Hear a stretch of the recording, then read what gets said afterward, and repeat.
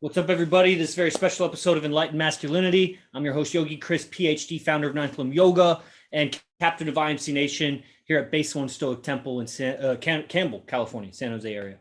And my guest today is another man that I've lived with for 2 years alongside AZD. He was called The Witness. He is Sultan Parvanta, and he's a beast. Lately, he's been going through some changes, and I'm always expressing my changes on the show and in all my streams and whatever. And so I like to bring guys on, and I go through these waves of bringing guys on so that you can hear their perspective of things. So it's not just me, you know. Plus, he's got unique perspectives. I'm going to pick his brain a little bit. Him and I actually, even though we live together, it's kind of like I did with Fernando the other day. We don't talk that much on this kind of thing, you know. So this is an opportunity to be in.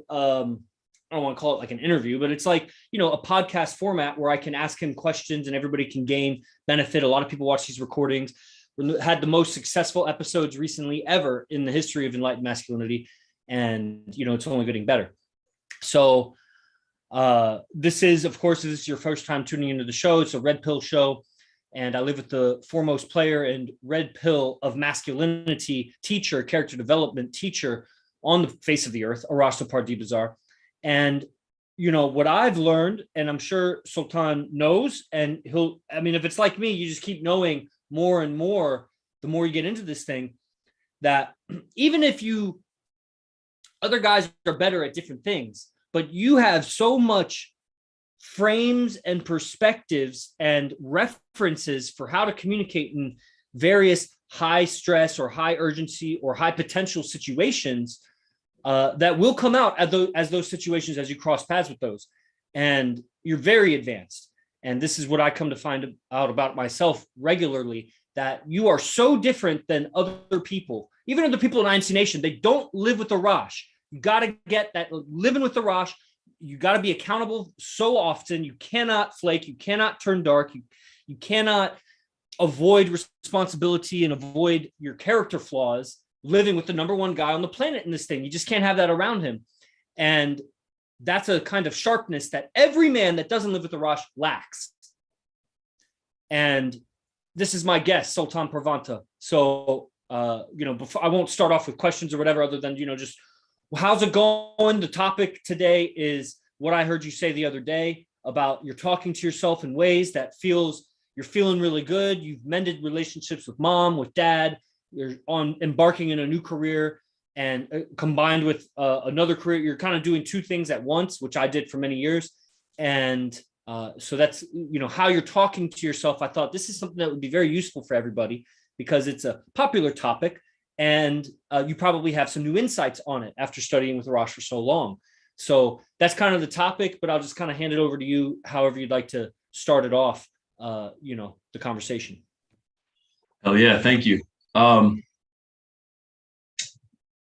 Well, let's see. Let's start with, the wake up time. The wake up time, the self-talk for myself, really, because recently I've been waking up a lot earlier. My wake up time is 6:30 a.m. every day.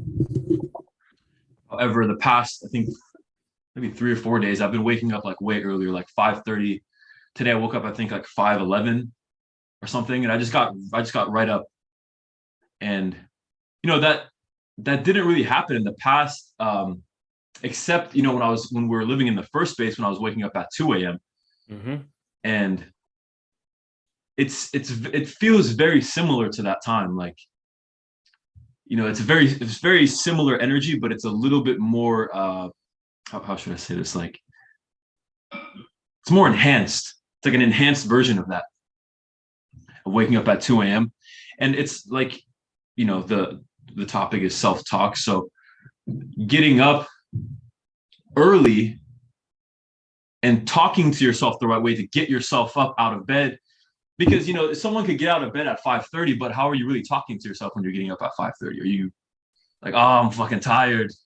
Like, yeah, I'm fucking tired. Hell yeah. I'm not waking up like hell excited and energized. No, but the way that I'm talking to myself when I wake up is getting me right out of my bed, and right into the cold floor. Cold Your shower. bed, the floor. Yeah, my floor. So So yeah, and you know what you said a little bit earlier. Sometimes I even forget that, you know, when you go out into the normie world, you start to see like how different just your mindset is compared to everybody else. And let's not even go into anything else. Just start with the mindset. You know, when people are talking, you can see what they're thinking or how they're thinking based on how they're talking. So, you know, living with AZD for it's been a little over 2 years now. Going out, stepping out into the normie world, you get to see like, man, these people are they're just so off in their way of thinking, their way of handling situations. And it's something that I forget, man. Sometimes, like when I go out, it just reminds me of that. So, yeah, man. Well, the question, what was the question? It was That was basically the intro. I had a question yeah. about when you said you notice somewhat how people are talking to themselves. Like, what do you Yeah. notice? When I notice people are talking to themselves a certain way. Yeah, you were just saying you can notice, like basically how they're talking to themselves. Like, what are you noticing? Yeah. Let's see.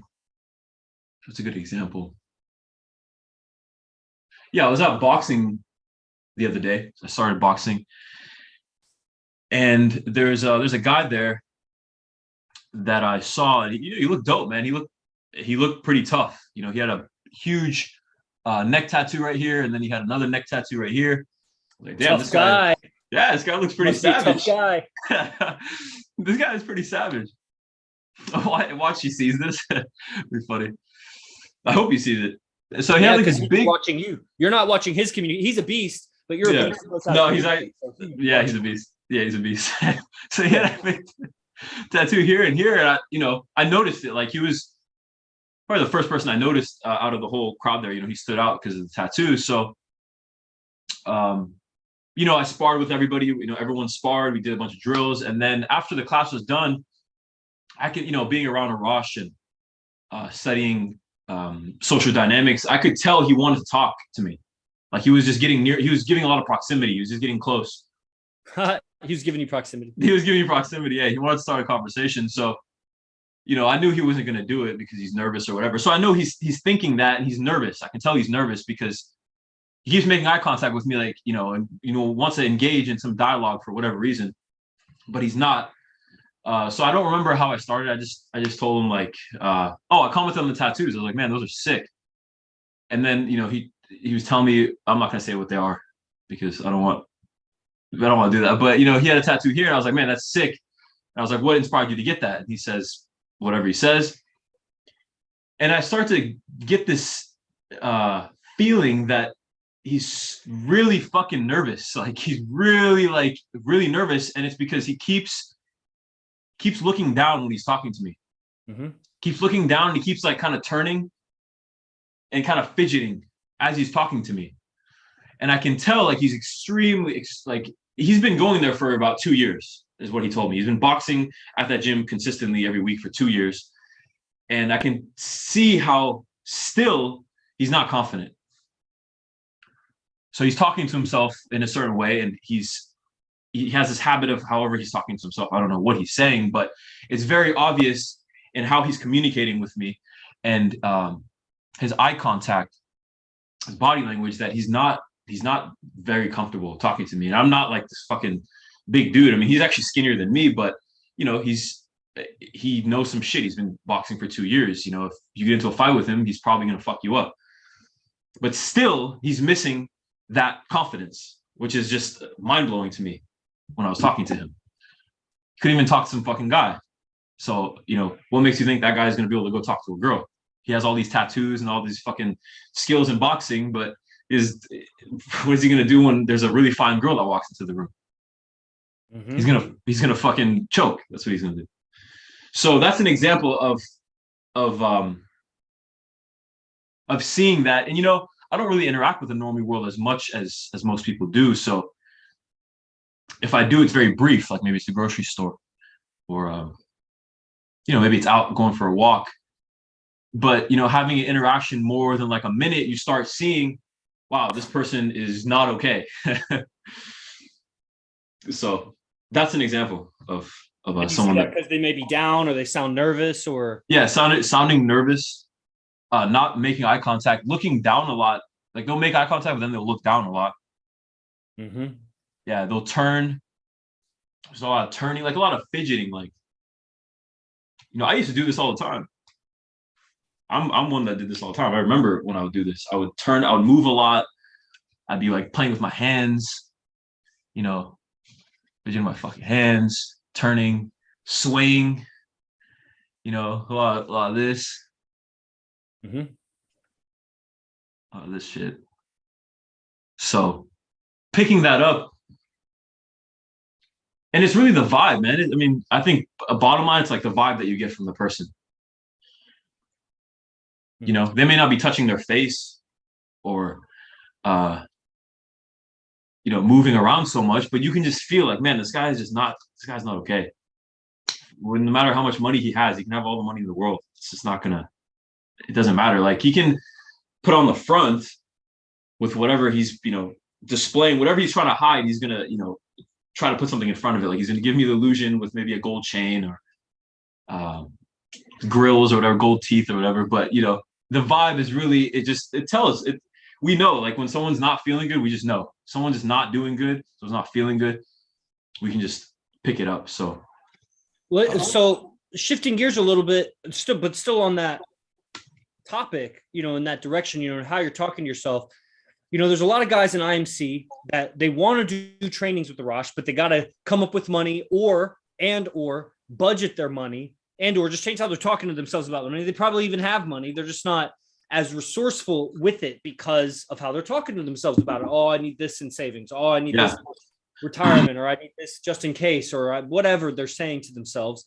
And as a man yourself that has, had your back against the wall and even recently had your back against the wall, but you communicated in ways that got yourself jobs, that got yourself money, that got yourself a car, that got your, and, didn't compromise your integrity along that way. Like what, is there a way that you shifted how you were talking to yourself, or what insight could you give about that when these guys, to get resourceful, to get what's available to them and to get to this next level so that they can get it's amazing. You change your self-talk so that you can get the money so that you can come get trained on how to talk to yourself better. But that's like the avalanche effect of it. And it just keeps going. It's snowball effect. So yeah, anything you got on that? Yeah. What are some things that I did or still do? Yeah. Especially in the last month, last 3 weeks. Yeah. I think a really